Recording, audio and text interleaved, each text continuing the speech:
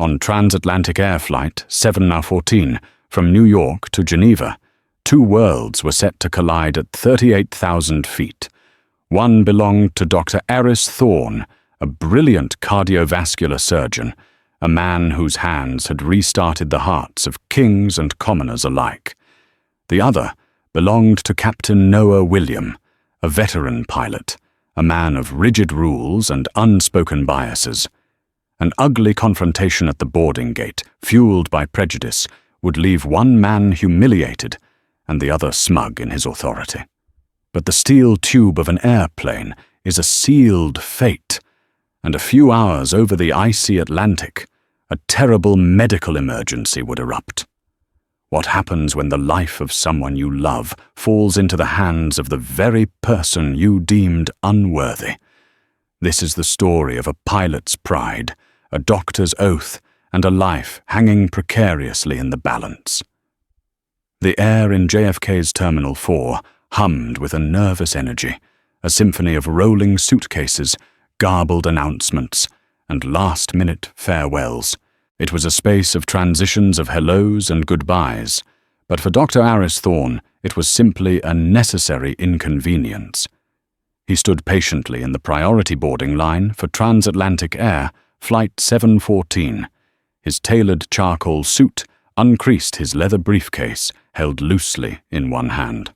At 42, he possessed an air of calm authority, his eyes sharp and discerning the result of 2 decades spent staring into the intricate, fragile chambers of the human heart. He was on his way to Geneva to deliver the keynote address at the World Congress of Cardiovascular Innovation, an honor that was the culmination of his life's work. The line moved forward.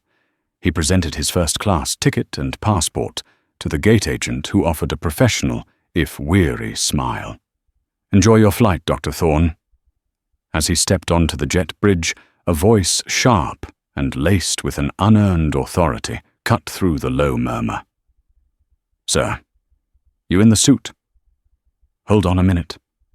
Aris turned. Striding towards him was the pilot captain, Noah William. He was a man in his late 50s with a stern, weathered face, a military short haircut, and the kind of rigid posture that suggested he believed ramrods were a vital part of the human anatomy. His eyes, a pale, unforgiving blue, swept over Aris, and in their quick, dismissive appraisal, Aris felt a familiar, weary pang. It was a look he had seen 1,000 times before in boardrooms, at country clubs, on the street. It was the look of a man making a swift and negative calculation based on nothing more than the color of his skin. "There seems to be a discrepancy with the passenger manifest," Captain William said, his voice a low growl. He didn't look at Aris's ticket. He was looking at Aris himself. "A discrepancy," Aris replied, his tone even. "I assure you my ticket is in order. We've had some security flags on this flight. I'm doing a final check of certain passengers myself." William said the word certain, hanging in the air with deliberate weight. "May I see your identification again? And your professional credentials?" Aris felt a slow burn begin in his chest, a fire he had long ago learned to control. He was a world-renowned surgeon, a graduate of Johns Hopkins, a fellow at the Cleveland Clinic. He had never in all his years of flying been asked for his professional credentials to board an airplane. "My passport is my identification," Aris said, calmly holding it out. "As for my credentials, I'm not sure why they're relevant to my status as a passenger." William's jaw tightened. "It says doctor on your ticket. In this day and age, we have to be sure people are who they say they are. It's a matter of security. A lot of people buy titles online." The insult was so blatant, so deeply unprofessional, that Aris was momentarily stunned. He could see the junior gate agent hovering nervously in the background, her eyes wide. This was not standard procedure. This was a personal crusade. William was a gatekeeper, not of the flight, but of his own narrow world-view. "Captain," Aris said, his voice dropping, taking on the quiet intensity he used in the operating room. "I am a medical doctor. I am flying to Geneva to speak at a medical conference. My credentials are not a matter of airline security. Now, are you going to let me board your airplane, or do I need to speak with the lead gate agent and your corporate office about FAA Regulation 121.21533 regarding a captain's operational control?" He had cited the regulation from memory, a calculated move to show he was not a man to be trifled with. For a second, William's composure cracked.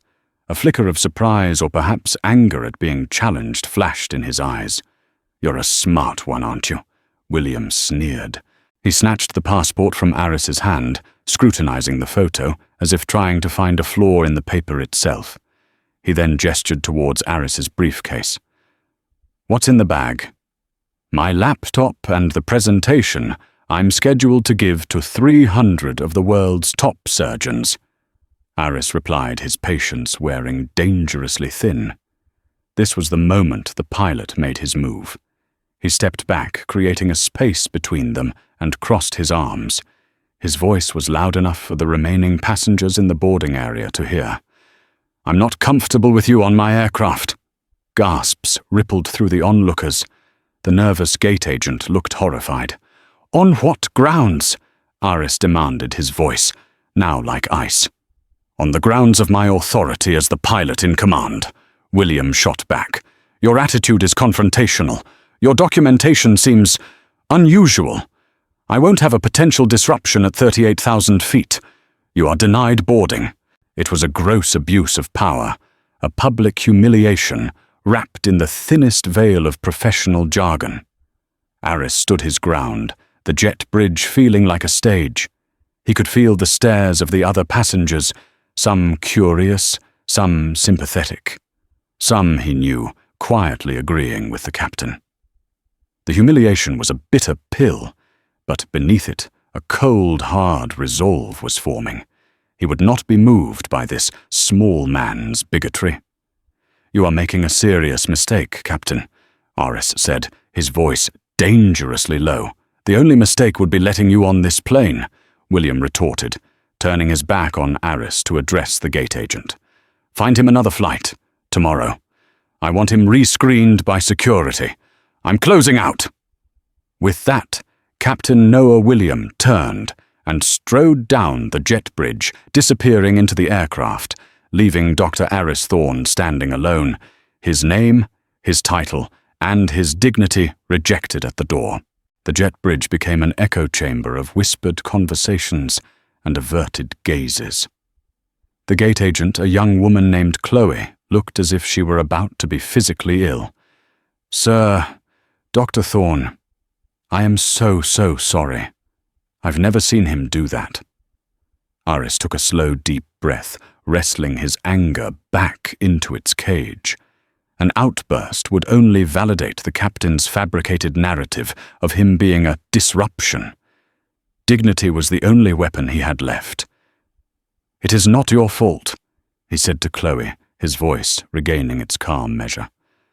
"However, I will not be re-screened, and I will not be taking another flight. I have a seat 2A on Transatlantic 714.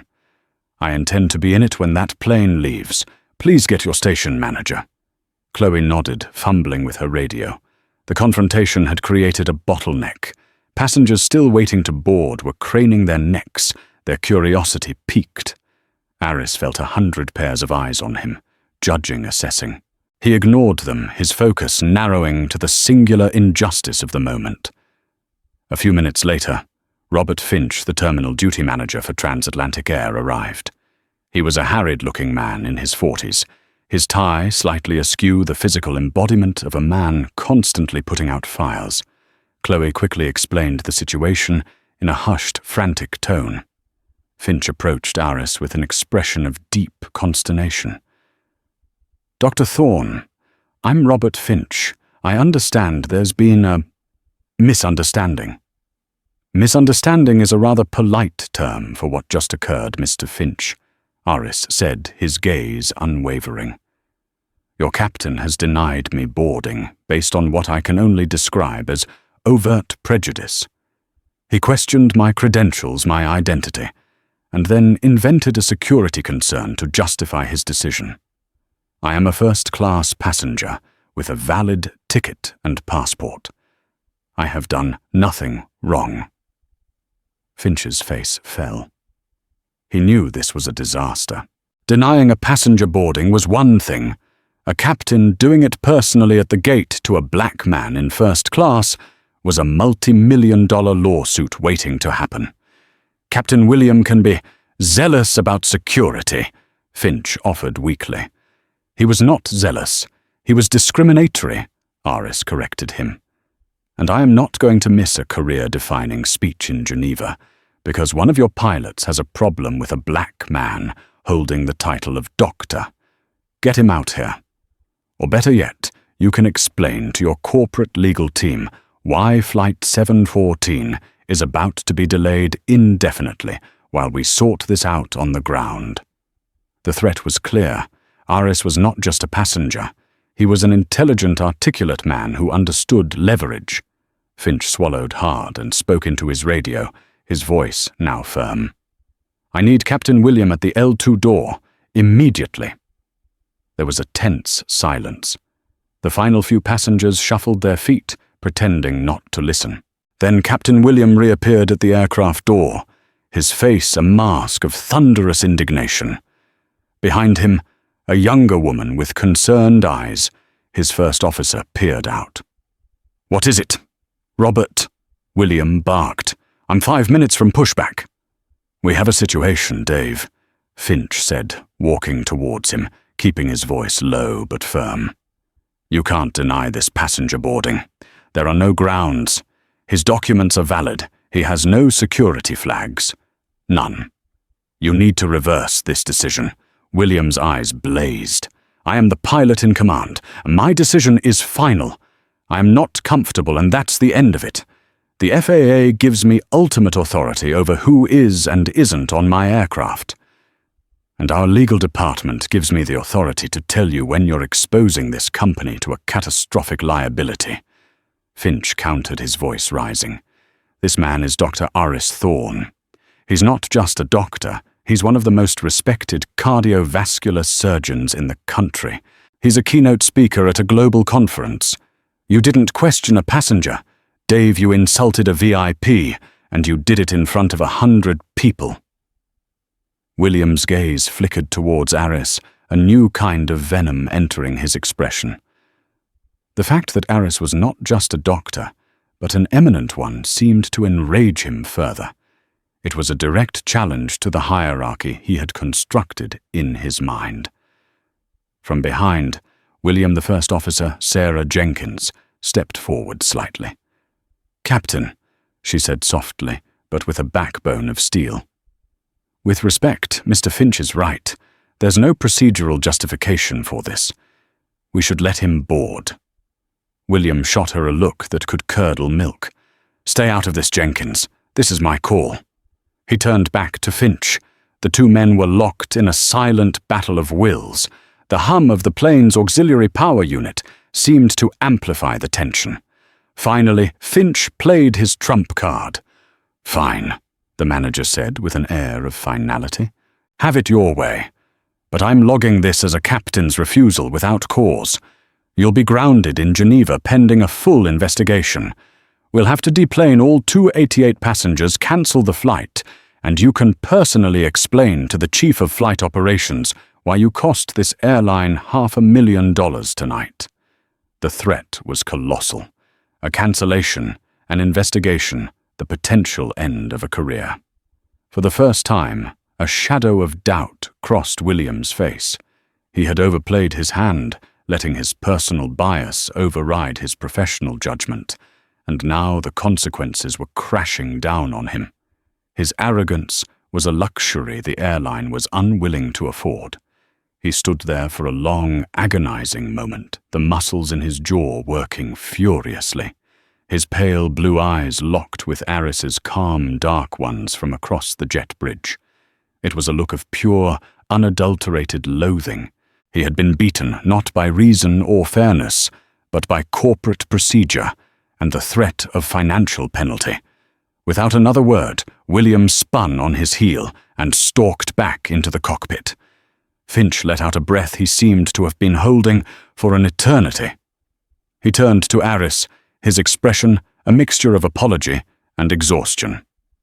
"Dr. Thorne, on behalf of Transatlantic Air, I offer my deepest apologies. Please board at your convenience." Aris gave a single sharp nod. He walked down the jet bridge, his back straight, his briefcase in hand. As he stepped through the door into the brightly lit cabin, he was met by the strained smile of a flight attendant. He didn't acknowledge her. He walked past the galley, his eyes fixed on the cockpit door, which was now firmly shut. He could feel the captain's resentment radiating through the metal like heat. He found his seat 2A, a spacious pod by the window. He stowed his briefcase, sat down, and fastened his seatbelt, the familiar click sounding unnervingly final. The plane was now a sealed vessel, a closed arena. He had won the battle at the gate, but he was now trapped for the next 7 hours in an aircraft commanded by a man who despised him. As the plane finally pushed back from the gate, Aris looked out the window at the twinkling lights of New York, a profound sense of unease settling over him. The takeoff was smooth, a powerful and graceful ascent into the dark night sky, but for Aris, it felt like a descent into something uncertain and dangerous. The first few hours of the flight were shrouded in a thick, unspoken tension. In the hushed, climate-controlled environment of the first-class cabin, every glance and gesture felt magnified. The lead flight attendant, a seasoned professional named Maria Rodriguez, treated Dr. Thorne with an almost exaggerated deference, as if trying to personally apologize for the captain's behavior. She offered him champagne, then mineral water, then a warm towel, her movements precise and her smile strained. Aris accepted with quiet courtesy, but he could feel the awkwardness. He was no longer just a passenger. He was an incident. He tried to focus on his work, opening his laptop to review the final draft of his speech. The words on the screen blurred. His mind kept replaying the scene on the jet bridge, the captain's sneering tone, the stares of the other passengers, the cold knot of fury in his own stomach. It was an old and tiring script. No matter his accomplishments, no matter the lives he saved, or the respect he commanded in his field to a man like Noah William, he would always be a threat, a disruption, an anomaly to be questioned and contained. He closed the laptop, the frustration too potent to ignore. Meanwhile, in the cockpit, the silence was even heavier. First Officer Sarah Jenkins ran through her checklists, her voice clipped and professional, but she studiously avoided looking at Captain William. The glow of the instrument panels cast their faces in an eerie green light. William flew the Boeing 777 with a tense, rigid precision, his hands gripping the yoke as if trying to strangle it. He cited FAA regulations at me. William finally grumbled into the darkness, as if Jenkins wasn't there. A smug, arrogant son of a... He cut himself off. Sarah took a careful breath before she spoke. At 34, she was a skilled pilot, one of the youngest women to make first officer on the 777 fleet. She had navigated treacherous crosswinds and complex landings, but navigating her captain's ego was by far the most delicate task. "He was well within his rights to be upset, Dave," she said, keeping her tone neutral. "You publicly accused him of being a fraud and tried to deny him boarding. I've been flying with you for 3 years. I've never seen you do that. The rules are in place for a reason." "Sarah," he shot back, his defensiveness flaring. "My gut told me something was off. He was too slick, too polished. I have a responsibility for every soul on this plane. And what was off about him? She pressed her voice, gaining a slight edge. That he was a black man in a $5,000 suit, flying first class, that he didn't shuffle his feet and call you sir when you challenged him. Your gut was prejudice, Dave, and you know it.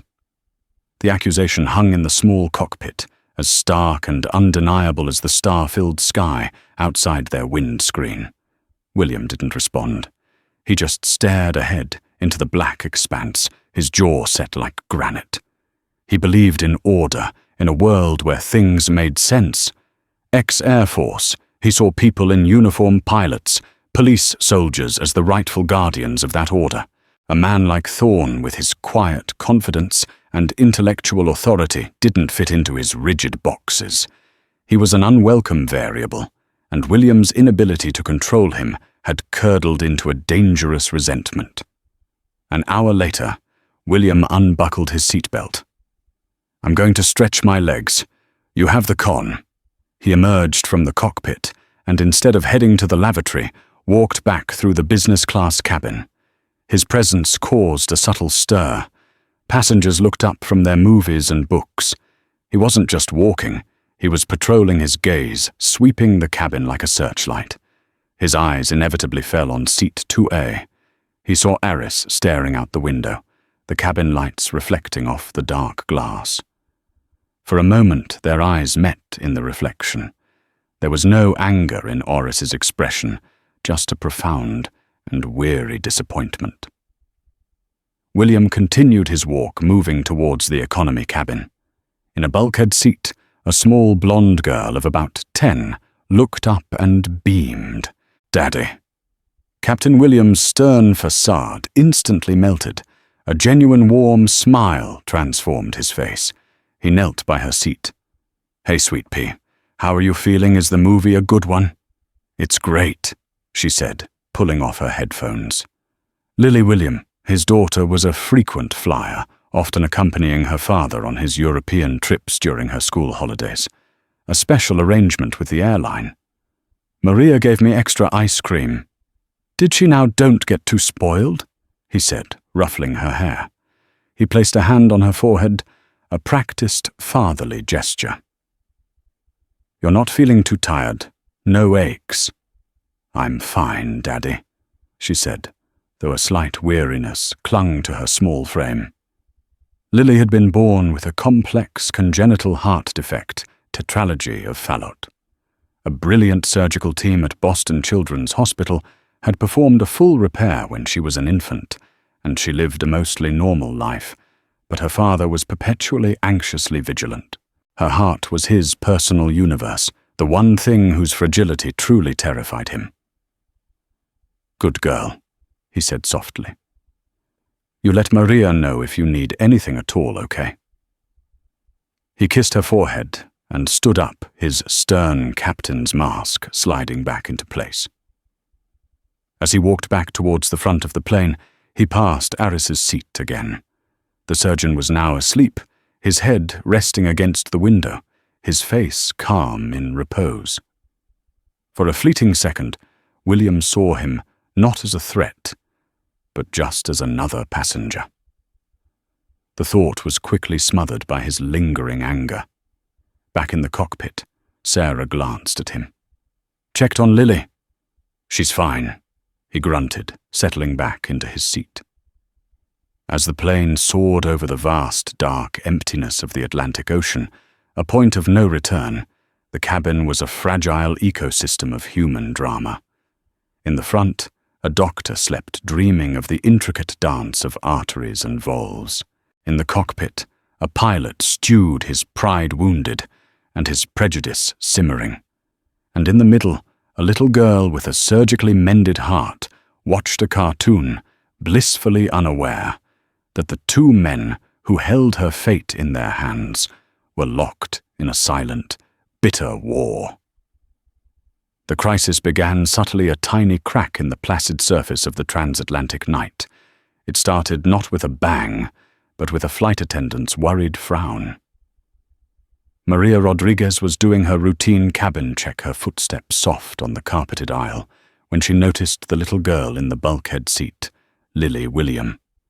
The girl's head was lolled to one side, her face unnaturally pale in the dim light of her movie screen. The extra cup of ice cream sat untouched on her tray table, melting into a sweet, milky puddle. Maria touched her shoulder gently. "Lily, honey, are you okay?" There was no response. The girl's skin was clammy and cool to the touch. A flicker of professional alarm went through Maria. She unbuckled Lily's seatbelt and gently shook her. "Lily, can you hear me?" Lily's eyelids fluttered open. Her eyes, usually a bright, lively blue, were unfocused and glassy. Her lips had a distinct bluish tinge, a terrifying sign that Maria recognized instantly: cyanosis. Not enough oxygen. I can't breathe right," Lily whispered, her voice a tiny frightened thread of sound. She clutched at her chest, her small face contorting in a mixture of pain and confusion. Panic, cold and sharp, seized Maria. She knew who this little girl was. This wasn't just any passenger. This was the captain's daughter. She pressed the emergency call button above the seat, summoning the other flight attendants. "Get the onboard medical kit and the portable oxygen now," she ordered her colleague, her voice low and urgent. To another she said, "Notify the cockpit.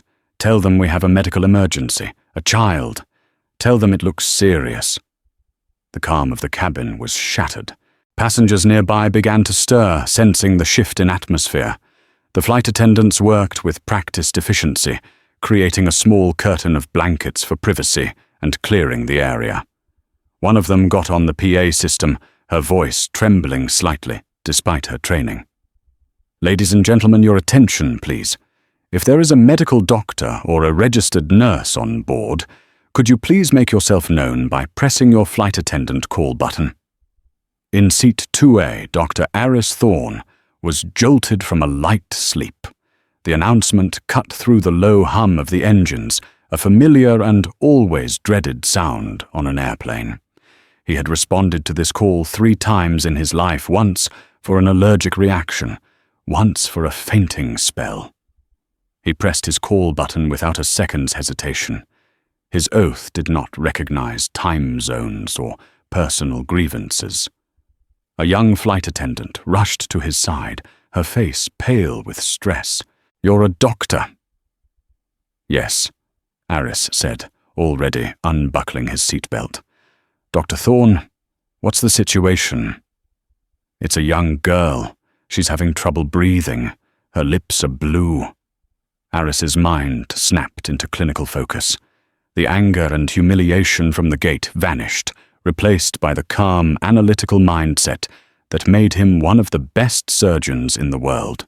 Cyanosis in a child at altitude. The differential diagnosis raced through his brain: pulmonary embolism, severe asthma, attack, pneumothorax, or something cardiac. He followed the flight attendant through the curtain into the economy section. He saw the small, frail form of the girl, an oxygen mask already over her face, her breathing shallow and rapid. He knelt beside her, his eyes taking in every detail. He saw her pale skin, the slight clubbing of her fingernails, a classic sign of a chronic lack of oxygen. And then he saw it, a thin, faded scar running down the center of her chest, barely visible above the collar of her shirt. The sternal scar, the unmistakable sign of open heart surgery. Everything clicked into place. This was not a simple asthma attack. This was a post-operative cardiac patient in decompensation. The reduced oxygen pressure in the cabin at altitude was likely the trigger placing a strain on her repaired heart that it couldn't handle. He turned to Maria. "What's her name? Does she have any known medical conditions?" "Her name is Lily," Maria said, her voice shaking. "And, oh God, her father is Captain William. She had heart surgery as a baby." The words hit Aris like a physical blow. He stared from the struggling child to the frantic flight attendant. The horrific, impossible irony of the situation crashing down on him. The daughter of the man who had deemed him a threat, who had tried to cast him off this flight, was now dying in front of him. In the cockpit, the notification had come through from the cabin. "Captain, we have a medical emergency in the main cabin." The flight attendant's voice crackled over the intercom. "It's a child passenger in 15A. She's conscious but cyanotic and struggling to breathe." Captain Williams' blood ran cold. 15A. That was Lily's seat. "It's Lily!" He choked out his voice, a strangled whisper. "Oh my God, it's Lily!" He made a move to unbuckle himself, pure panic overriding all his training. First Officer Jenkins put a firm hand on his arm. "Dave, stay here. You need to fly the plane. Let the cabin crew handle it for a moment. They've called for a doctor." Just then, Maria's voice came back over the intercom, this time filled with a desperate, shaky relief. "Cockpit, we have a doctor. He's with her now. It's Dr. Oris Thorne." The name landed in the cockpit like a grenade. Sarah Jenkins stared at William, her eyes wide, with a mixture of shock and something that looked like fateful dread. Captain Noah Williams' face went white. He stared at the instrument panel, but he wasn't seeing the altitude or the airspeed. He was seeing the calm, dark eyes of the man he had humiliated, the man he had tried to banish from his aircraft. And he realized with a wave of nausea so profound it threatened to buckle him that the only person on this airplane who might be able to save his daughter's life was the man he had decided wasn't good enough to be on it. The cockpit became a vacuum of sound and motion. Captain William sat frozen in his seat, his mind struggling to process the impossible reality. The name Thorne echoed in his ears, a cruel taunt from a vengeful universe. His first instinctual reaction was denial, a toxic brew of pride and prejudice. "No," he muttered, shaking his head. "Not him. There has to be someone else. A nurse, a paramedic. Anyone." "Dave, he's the only one who responded," Sarah Jenkins said, her voice sharp, trying to cut through his stupor. "Maria said he's with Lily right now. We need to trust him." "Trust him!" William's voice cracked, rising with a desperate, irrational anger. The man was insubordinate, confrontational. How do we know he's even a real doctor? He could make things worse. The absurdity of his own words hung in the air. He was a pilot, questioning the credentials of a top surgeon, while his own daughter was suffocating 50 feet away. He was a man drowning, and he was trying to punch the lifeguard. Sarah stared at him, her expression hardening from concern to disbelief. "Are you listening to yourself? You're letting your pride get in the way.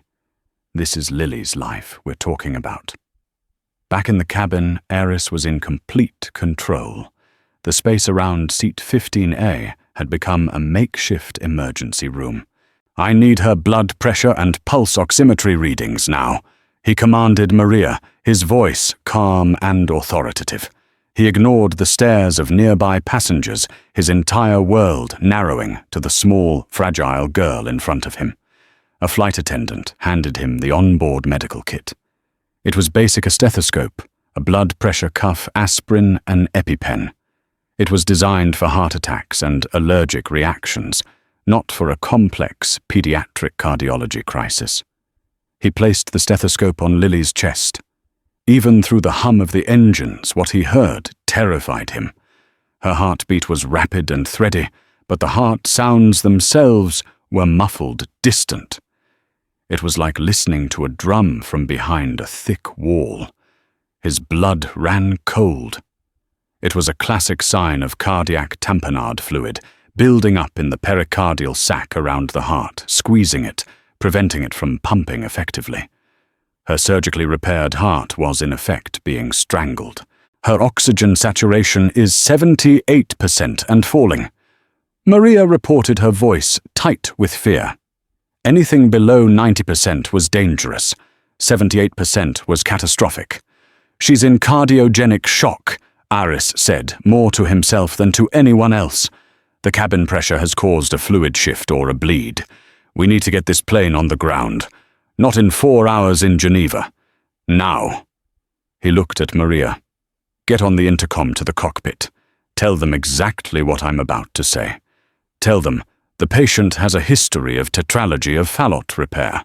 She is presenting with cyanosis hypotension and muffled heart sounds. I suspect acute cardiac tamponade. She has at best 30 to 40 minutes. You need to divert this plane to the nearest suitable airport immediately, or she will go into cardiac arrest." Maria, her face ashen, relayed the message, verbatim her voice echoing in the silent cockpit. William heard the words, "tetralogy of Fallot, cardiac tamponade, cardiac arrest," and the last vestiges of his denial shattered. These weren't the words of a fraud. They were the precise, terrifying language of a specialist who knew exactly what was happening to his daughter. He was a pilot who understood the mechanics of a failing engine, and he had just heard a master mechanic diagnose the catastrophic failure of his daughter's heart. The weight of his own monstrous foolishness crashed down on him. The public humiliation, the abuse of authority, the blind prejudice, it all coalesced into a single horrifying point. His actions could have removed the one person capable of saving his child from this very flight. If Finch hadn't intervened, Lily would be dying right now with no one to even name the demon that was killing her. The arrogant captain, the man of rigid rules and unassailable authority, broke. A choked sob escaped his lips. He fumbled to engage the intercom, his hand shaking so violently he could barely press the button. "Dr. Thorne," he began, his voice a hoarse, unrecognizable wreck. This is Captain William. Please. My daughter, Lily. Please save her. Whatever you need. Anything. Just tell me what to do." It was a total and complete surrender. A plea from a terrified father, stripped bare of all his rank and pride. In the cabin, Aris heard the captain's broken voice over the speaker. He felt no triumph, no satisfaction. There was only the immense, crushing weight of the responsibility that had been thrust upon him. He took the handset from Maria. His voice, steady and clear, cut through the cabin and into the cockpit, a lifeline of calm in a sea of panic. "Captain William," he said, "the first thing you can do is fly the airplane. Find me a runway. Now, I'll do my best to keep her alive until we get there." The roles had been irrevocably reversed. The captain was now just a father, begging for a miracle, and the passenger he had tried to discard was now the commander of everyone's fate. The moment Aris's voice came over the intercom, the cockpit transformed. The emotional chaos solidified into a desperate, focused mission. First Officer Sarah Jenkins was already acting her hands, flying across the control panel, her training taking over where William's composure had failed. "Diverting," she announced, her voice a sharp counterpoint to William's ragged breathing. "Nearest suitable airport with advanced medical facilities. St. John's is closer, but Gander has a longer runway and a better-equipped hospital. Gander, Newfoundland. It's our best shot, declaring a medical emergency with air traffic control, squawking 700. She began communicating with Nav Canada, her voice a stream of calm professional jargon that detailed their position, their emergency, and their request for an immediate, unimpeded vector to Gander International Airport. Noah William sat beside her, a ghost in his own cockpit. He was listening to the exchange, but his mind was in the cabin with Lily and the man he had wronged. Every labored breath his daughter took felt like a personal accusation. He had spent his life believing in control in his own superior judgment, and in a single evening that entire worldview had been exposed as a fragile, pathetic lie. Now all he could do was what Dr. Thorne had told him to do: fly the airplane. He took the yoke from the autopilot, his knuckles white. The physical act of flying was the only thing keeping him from completely falling apart. In the cabin, Aris Thorne was fighting a war with dwindling resources and time as his enemy. Lily's condition was deteriorating. Her breathing was more shallow, her skin colder. The portable oxygen was helping, but it wasn't solving the underlying problem, the relentless pressure building around her heart. "I need to relieve the pressure," he said to Maria. "If we wait until we land, it'll be too late. I need to perform a pericardiocentesis." Maria stared at him, horrified. "What here?" "It involves inserting a needle into the chest to drain the fluid from the sac around the heart." He explained, his mind already working through the impossible logistics. "It's incredibly risky, even in an ER. Doing it here, it's a Hail Mary. But it's the only one we have." The onboard medical kit had nothing even remotely suitable. There were no long-gauge needles, no sterile drapes, no ultrasound to guide the needle. He was going to have to improvise using knowledge instinct and whatever he could find on the plane. "Give me the kit," he ordered, "and bring me a bottle of vodka or gin from the beverage cart, the strongest you have, and a coat hanger, a metal one." The flight attendants looked at him as if he were insane, but they complied without question. His authority was absolute. He took the small sewing kit from a flight attendant's bag and extracted the largest needle. It was pitifully short, but it would have to do. He handed the bottle of Grey Goose to Maria. "Sterilize the needle and the coat hanger with this, as best you can." He gently unbuttoned Lily's shirt, exposing the faint scar. He used his fingertips, the most sensitive instruments he possessed, to feel for the landmarks of her chest, the xiphoid process at the bottom of the sternum, the intercostal spaces between her ribs. This was called a blind pericardiocentesis, a procedure so dangerous it was almost never performed anymore in the age of ultrasound guidance. One wrong move a millimeter too far to the left or right, and he could puncture her lung or, God forbid, the heart muscle itself. The passengers around them were silent, watching in a mixture of terror and awe. This was no longer just a medical incident. It was a life-or-death drama unfolding in the aisle of a Boeing 777. Aris took the sterilized needle. His hand was rock steady. All the anger, all the insults, all the noise of the past few hours faded away. There was only the anatomy the problem, and the child. He leaned close to Lily's ear. "Lily," he said, his voice soft but clear. "My name is Aris. I'm a doctor. I'm going to help you. It might hurt for a moment, but you have to stay as still as you can for me. Can you do that?" She gave the faintest nod, her eyes wide with fear, but also with a sliver of trust. He located the precise spot just below her sternum. He took a deep breath, said a silent prayer, and inserted the needle. He advanced it slowly, aiming towards her left shoulder, his other hand feeling for the faintest cardiac impulse. It was a procedure he had done hundreds of times, but always with millions of dollars of technology guiding him. Here he had only his training and his sense of touch. For a terrifying moment, there was nothing. Then he felt a subtle pop as the needle pierced the pericardial sac. He attached a small syringe he'd found in the kit and began to draw back. At first, nothing.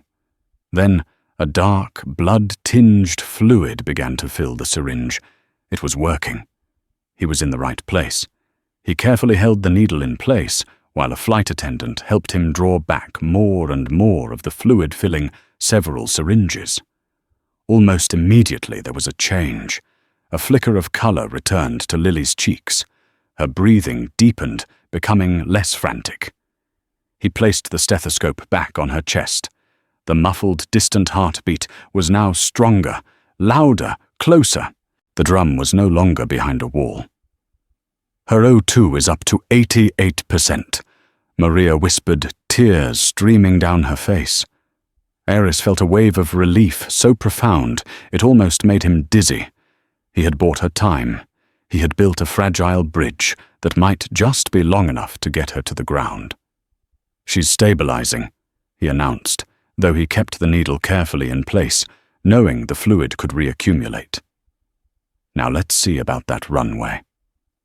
Up in the cockpit, Sarah's voice was a beacon. "Gander ATC, this is Transatlantic 741. We have the airport in sight. We are on final approach for runway 22. Emergency services on standby."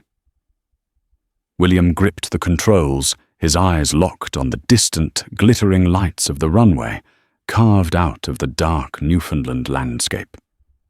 It looked like the most beautiful sight he had ever seen. He was flying a 200-ton machine filled with nearly 300 souls, but his entire world was focused on the one small life in the back, a life that was still beating only because of the grace and skill of the man he had so cruelly misjudged. The landing was flawless. Captain William brought the Boeing 711 down on the Gander runway with a gentleness that defied the urgency of the situation. The tires kissed the asphalt in a puff of white smoke, and as the engines roared into reverse, thrust, the flashing lights of a waiting army of emergency vehicles came into view, slicing through the pre-dawn darkness. The plane hadn't even rolled to a complete stop before the ground crews were moving the jet bridge into position. The moment the seatbelt sign switched off, the L2 door was thrown open. A team of local paramedics' faces, grim and determined, stormed onto the plane, their gurney, and advanced equipment a welcome sight. Dr. Thorne met them in the aisle, still kneeling beside Lily.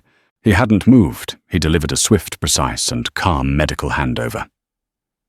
"This is Lily, 10 years old. History of tetralogy of Fallot surgical repair. Presented with acute cyanosis and hypertension at altitude. Suspected cardiac tamponade. I performed an emergency blind pericardiocentesis and aspirated approximately 60 cc of serosanguinous fluid. She stabilized, but she's still critical. She needs an echo and a chest tube immediately. Her vitals are—" The lead paramedic, a burly man with a kind face, listened intently, his eyes flicking from Aris to the small girl on the gurney. He recognized the profound level of medical expertise in the calm, blood-spattered man in the expensive suit. This wasn't a doctor offering a guess. This was a specialist giving orders. "Understood, doctor," the paramedic said with a nod of deep respect. "We've got her." They worked swiftly, transferring Lily to the gurney, hooking her up to their monitors, and whisking her off the plane into the waiting ambulance. Aris watched them go, the adrenaline that had sustained him for the last hour, finally beginning to drain away, leaving a deep, bone-aching exhaustion in its place. He slowly stood up, his knees cracking in protest. The cabin, which had been held in a state of breathless silence, erupted in spontaneous applause. The passengers, strangers to him and to each other, were united in their awe and gratitude. They were clapping for him. Aris barely registered the sound. He felt detached, looking at his own hands, still slightly trembling, half expecting to see them covered in blood. As the paramedics disappeared down the jet bridge, a figure appeared at the door. It was Captain Noah William. His uniform was rumpled, his face pale and haggard. He looked 10 years older than he had at the gate in New York. His eyes, no longer filled with arrogance or suspicion, were now hollowed out by fear and shame. He walked slowly down the aisle, his gaze fixed on Aris. The clapping died down as the passengers watched, sensing this was the final act of the drama. William stopped a few feet from Aris. He opened his mouth to speak, but no words came out. His composure, the bedrock of his entire identity, crumbled completely. His shoulders slumped, and he began to weep. Not quiet, dignified tears, but ragged, soul-wrenching sobs of a man utterly broken. He saved her," William choked out to no one in particular. He looked at Aris, his eyes pleading. You saved her. I tried to." He couldn't finish the sentence. He couldn't say the words. "I tried to kick you off this plane." Aris simply looked at him. There was no anger left in him. There was no, "I told you so." There was only a vast, profound sadness for the needless ugliness of it all. "Your daughter is a fighter, Captain." Aris said, his voice quiet but firm. "Get to the hospital. Be with her." He made a move to walk past, towards his seat, to retrieve his briefcase, but William reached out and grabbed his arm, his touch surprisingly gentle. "Please," William whispered, his voice thick with shame. "I have to. I'm so sorry. What I did, there's no excuse. It was ugly. It was wrong. I was wrong. About everything." Aris stopped and looked at the man's desperate, tear-streaked face. He saw not a monster, but a deeply flawed human being who had been forced to confront the poison inside himself in the most brutal way imaginable. Forgiveness felt too simple a word, too easy a balm for such a deep wound. But understanding, that was possible. Prejudice is a disease. Captain, Aris said, his voice resonating with a weary authority that went far beyond medicine. It infects the soul and clouds the judgment. Tonight you saw the symptoms. I hope for your sake, and for your daughter's, that you're ready to find a cure. He gently pulled his arm free. He collected his briefcase, gave a single nod to the stunned flight crew, and walked off the plane, leaving Noah William standing alone in the aisle, a captain shipwrecked on the shore of his own making. In the weeks that followed, the story of Flight 714 became a quiet legend within transatlantic air.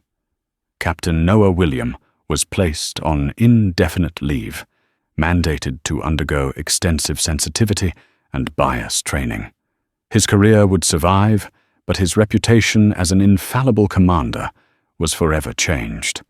Dr. Aris Thorne missed his keynote address in Geneva, but the story of what he did at 38,000 feet, armed with little more than a sewing needle, and his own brilliance spread like wildfire through the medical community, earning him a different, more profound kind of respect. 2 months later, a letter arrived at Aris's office at Johns Hopkins. It was from Noah William. Inside was not an excuse or a plea for forgiveness, but a simple handwritten note. "Thank you," it said. "You didn't just save my daughter. You saved me." Tucked inside was a photograph of Lily smiling on a swing set, a picture of vibrant, healthy life. A life that stands as a testament to the fact that our shared humanity is more powerful than our learned divisions. The story reminds us that the person we choose to underestimate today might be the only one who can save us tomorrow. If this story moved you, please give this video a like and share it with someone who needs to hear it. Don't forget to subscribe to our channel for more real-life stories that explore the depths of human courage and compassion. Thank you for listening.